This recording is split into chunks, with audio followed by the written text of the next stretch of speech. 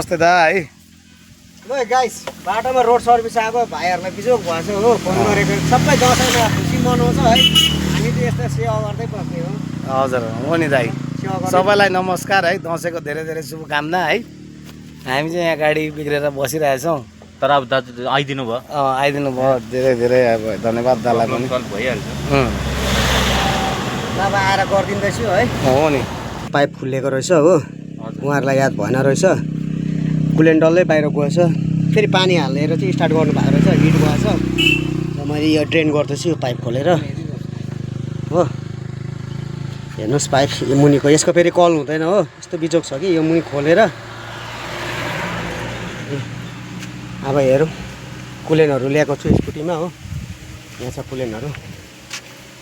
Distributor अब हालिदिन्छु, त्यहाँदेखि चाहिँ म पनि ओह्रालो लाग्छु उहाँहरूलाई। तपाईँको त्यसरी घुम्नुपर्छ है। यो पङ्खा घुम्नु है, हिट गएपछि घुम्छ, घुमेर देख्यो।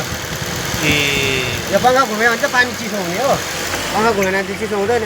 यो त डराउनु पर्दैन नि, धुवा आएको त बाहिर पानीले भिज्यो नि रेडिएटर अघि अलिकति चाहिँ खोलिएर, त्यसले गर्दा यसरी पङ्खा चाहिँ घुमेको हुनुपर्छ, तब मात्रै पानीलाई कुल गर्छ हो। अहिले भएन नि त हो यस्तो छ गाइस।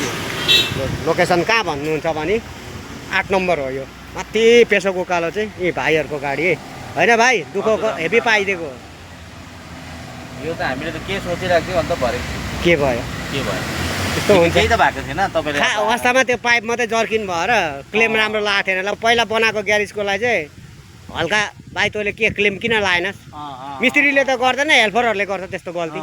मिस्त्री के लगाएन भाइ भनेर छोडिदिन्छ हो। त्यतिले गर्दा यसरी भोग्नुपर्छ साथीभाइ। ल आजलाई यति नै, नेक्स्ट टाइम भेटौँला।